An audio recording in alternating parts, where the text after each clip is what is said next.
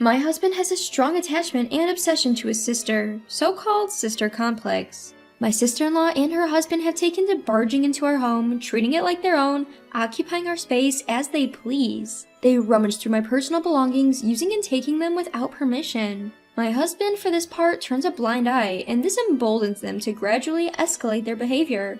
I just cannot tolerate this anymore. From here on, I like to share my struggle until I decided to divorce. My name is Jessica, and I recently turned 28 and received a promotion at work. It may seem early for some, but I feel that my efforts have paid off, and I'm pretty satisfied. In my personal life, I'm a newlywed and was enjoying blissful everyday life with my recent married husband, Tom. I was recognized at work and was able to marry the man I love, so my life was somewhat satisfactory. One day, I was assigned to go on a business trip. As it was my first time, I was a little apprehensive, but I was also excited since it was an opportunity brought about by my promotion. After the promotion, I had been given more business trips, often day trips, probably in consideration of my newlywed status. But this time, I was assigned to go on a 3-day business trip. I communicated this to my husband. "Oh, that's harsh on a newlywed, huh? Well, I'll call Sarah over," he said. Sarah is Tom's younger sister. She is married, but Tom still dotes on her in a way that's somewhat creepy. What do you mean? Why is Sarah coming over? I asked. "Well, it would be tough for me alone, and Sarah's good at house chores. I thought if she helps out, we can manage while you're gone. So go on your business trip without worrying. Oh, and don't forget to bring back souvenirs." No, you should be able to do some house chores too, I thought, but couldn't say it. Personally, I wanted to avoid having Sarah over at our house. She's a person without common sense who would come over frequently even after getting married and behave as if our home were her own. And she would suddenly appear without informing me, which would put me in a bind.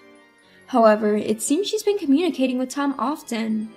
One day, Sarah and her husband showed up at our place unannounced. I was hoping at least Sarah's husband would be a sensible person, but my wish was not granted. Sarah's husband also lacks common sense, and both of them were incredibly selfish. "Hey there, are you preparing dinner? I'm starving. Make sure to prepare my share too," he said. What's more complicated is, Tom seems to dislike Sarah's husband. Apparently, he harbors some animosity towards him for marrying his beloved sister. Also, Sarah's husband seems to have a gambling problem, spending his weekdays after work and weekends from morning at the local casinos. "What the hell, you're here too. I didn't invite you."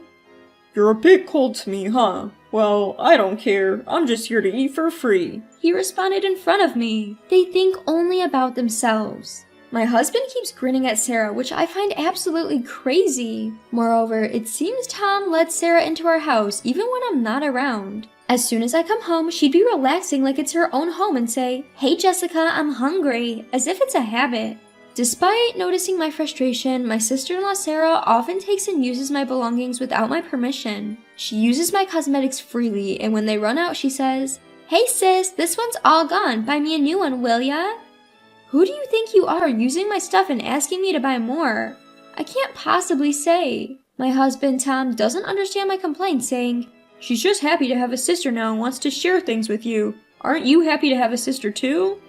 It's baffling, and he won't take my concerns seriously. With Sarah planning to come over while I'm on a business trip, who knows what she'll get up to? I've gotta find a way to stop this. I say, "Sarah, you're also married and must have housework to do. Could you manage without being here for 3 days? I'll prepare meals for those days." But Tom responds, No, she's happy to come. Her husband is always out gambling. She's lonely. Are you jealous or something? We're very close siblings. We help each other in times of need. Just go on your business trip and don't worry." Inside, I'm screaming, "I'm not jealous, I just don't want Sarah in my house." But all I can say out loud is that so? Without another word, I go on my business trip. What will happen to my belongings? I'm afraid this house will be taken over.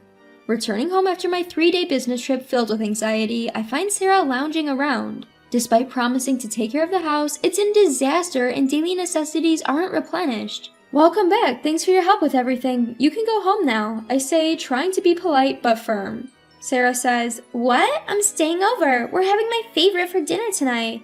"What? What do you mean?" I asked. Sarah and I decided to order sushi tonight." What? I was flabbergasted at my husband, who seemed so happy as he told me this. We always decide what to eat together on the day I return from business trips. Then I realized Tom hasn't contacted me at all during this trip. I try to talk to Tom about this privately. Hey, I just got back from my business trip and I'm really tired. I want to relax without having to consider anyone else. You understand, right? But he just brushes me off. It's fine, right? You two are like sisters. I feel a surge of annoyance at his nonchalant response. Apparently, Sarah had been staying over for the entire 3 days while I was away. Despite this, the house is not cleaned and I wonder what she was doing all this time. In addition, when I go into my room, as expected, some of my cosmetics and even some accessories have gone missing. The expensive new toner I recently purchased, my absolute favorite, seems to be running out way too quickly considering I've been using it sparingly due to its high cost. Also, I noticed some of my accessories were missing. Angrily, I asked Sarah, "Sarah, did you use my stuff?" To which she casually replies, "Sorry, it was just perfect on me, so I used it, but I'm going to give it back, so don't worry." As sister-in-law responded randomly, I really got angry at her. But seeing that Sarah isn't going to engage, I decided to discuss this with Tom again. Come on, enough already. She's just borrowing, it's fine. You're too narrow-minded. Why can't you trust my sister? Nothing I say seems to make a difference. Exhausted, I couldn't accept this, but I fell asleep anyway. 3 weeks later, I get another business trip offer, and it's for a week this time. When I reported to my husband Tom, he was surprised. A week? That's quite a long time. Well, I'll ask my sister to take care of the house again, so don't worry and go. I actually wanted to talk about that. I don't want you to invite Sarah to our house anymore. Hearing this, Tom got angry. Why not? She's our family. The last time you said you asked Sarah for help with housework, but nothing was tidied up when I got back. Struck by this, Tom averted his eyes without a word. I think you know this too. Sarah always takes my personal items without permission. She says she's borrowing them but never returns them. At this point, Tom seemed to concede. Alright, but I'd be in trouble if there's no one to do the laundry for a week. So I'll just have her come over for 1 day and send her home without letting her stay. Is that okay? Well, why don't you do the laundry? I've never done it before. I have no idea how to do it. I'll teach you that much. No, I'll just have her come for 1 day. Tom stubbornly refused to do housework. Or maybe he just wanted to invite his sister. Tired of this, I finally said, "Alright, do as you please. But make sure she doesn't stay over." I stressed this point to Tom, but I didn't trust him at all. Sure enough, when I got home a week later, Sarah was there. She was lounging on her living room sofa as if it were her own, with no signs of having done any housework. Hey, what's all this about? Well, there were more chores than I expected. I asked Sarah to stay over yesterday and today because it was too much for her. I thought to myself I knew it. What do you mean? You promised it would be just 1 day. Hey, don't be so scared. She's your sister-in-law. Besides, you're the one who leaves the house for business trips. You should be grateful she's helping out.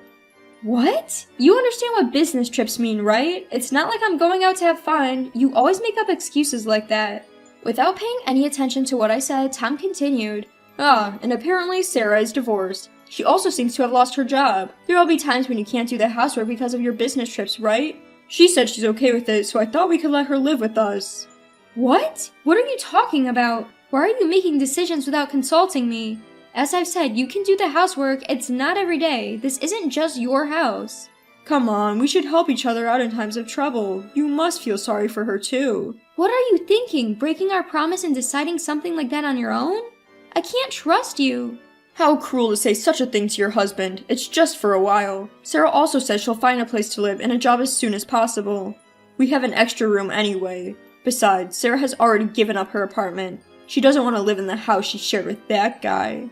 Incredibly, my sister-in-law Sarah had divorced and become single, and had started to say that she wanted to live with us. How dare you make decisions without consulting me? This is the last straw. You're so inconsiderate. What do you think of this family, huh? If you're going to be like this, then do whatever you want. I gripped my suitcase that I had just brought back from a business trip and immediately stormed out of the house. Leaving the house was the easy part, but with nowhere in mind, I wound up in an internet cafe. After a short break, I started to calm down. At that moment, my husband Tom contacted me. Come on, Jess, you don't need to get this worked up. My sister is in trouble. I can't just ignore her. Now that you've cooled down a bit, think about it. She's offering to help with housework. It's not a bad deal, right? Do you remember the promises we made? Plus, I can't trust your sister Sarah. To be frank, I can't stand her. What the hell are you saying? If you're so against living with her, why don't you leave? Is that really okay with you? Fine, I'll do it. I don't mind at all, but don't come crying to me if you regret it. Tom hung up the phone angrily. After the call, I could feel my feelings for Tom rapidly cooling. Enough! I've had enough of that man. He's caused me so much pain and now he's kicking me out, but I'll make sure he regrets it. After that, I devised a plan and began to gather the necessary supplies. And right after I initiated the operation, as expected, I received a call from Tom. Jess, listen to me. This morning, out of nowhere, John showed up at our place. It seems like Tom was panicking because his sentences were all over the place. Ah, your brother is here. John, my brother who is great at house chores, was deliberately invited by me to come to the house. I also talked to Tom's parents and had Sarah sent back to their place. Since Sarah has gone back to her parents' house, now it's just Tom and my brother in the house. Tom was flustered and said, "This is so weird. Why did you call him over without my permission?" I thought it might be tough without me, so I called him. John is good at housework, so I thought it might be helpful for you, Tom. It's difficult for me when someone suddenly comes over and starts doing chores. I have to be on my best behavior in my own house. Why? Sarah was doing the exact same thing to me. At least you could have told me beforehand. You would have refused if I did. Plus, I was never told beforehand when Sarah was coming over. Tom fell silent, looking guilty. How selfish can you be, expecting everything to be fine for you and not for me when I do the same? Having experienced the same thing he'd been doing to me, he seemed to finally realize his mistake and couldn't respond. But this was far from over. The real revenge was just starting. So, that's the situation. You can ask John about the housework stuff. Bye! I hung up the phone before Tom could respond. He kept calling persistently, but I ignored all his calls. The next day, as planned, I asked my brother to help kickstart the second act of my revenge. As expected, my husband called right away. "Jessica, I need your help." His voice was on the brink of tears as he pleaded with me. What's wrong? Did something happen? I asked with faux innocence. Wrong? Everything's wrong. Your brother's using my stuff without asking. From my suits to my bags, even the new accessories I just bought. I haven't even used them yet. Well, you said it was okay for your sister to do the same, didn't you? Remember when I complained? You said, "She's your sister, lend it to her." Don't be so stingy. Really, your selfishness is astonishing. That's...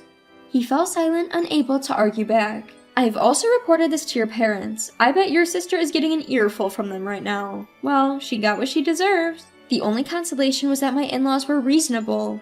You dragged my parents into this, how dare you? Well, you're the one who wouldn't listen to me. My husband was flustered, never imagining I would go as far as to involve his own parents. I'd even asked them not to contact him for a while, and they'd agreed. A few hours later, I returned home with my in-laws and sister-in-law. Upon entering, my husband immediately started complaining to me. You're finally back. It's been tough because of you. Instead of showing remorse, he directed his anger at me. Ignoring him, I gathered everyone in the living room and showed them a video. As soon as my husband and sister-in-law saw it, they were speechless. What the hell is this? Why? In the video, you could see both of them. It's not surprising they were shocked. The video was from a hidden camera I had installed before I left for my business trip. I had secretly recorded their misdeeds. In the video, you could see my sister-in-law rifling through my belongings and taking them without permission. Sorry, but I didn't trust you two, so I recorded this before my business trip.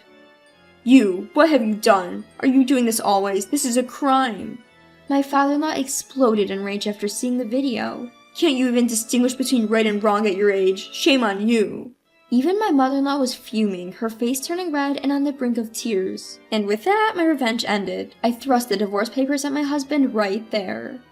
Hold on, are you telling me you want a divorce over this? Is this some kind of joke? Do you think this is a joke? Do you realize how much this little thing, as you call it, has caused me distress? You never listen when I try to talk about it and always put Sarah first. Moreover, she never returned the things that she took from me without asking. I never gave her a permission. It's the same as theft. I could even sue her. Now, hurry up and sign. He was shaking, and my in-laws silently watched the situation unfold. Eventually, he signed, seeming to resign himself to the situation. Once I got the papers, I immediately started packing. Seeing me pack, my husband tried to stop me. Wait, Jessica, if you leave, I won't be able to afford the rent for this place.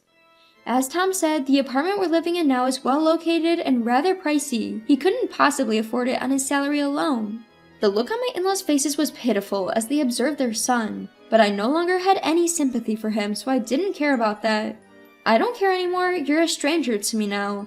Why don't you sort it out yourself? You've got your beloved sister after all. You two can find somewhere to live within your means.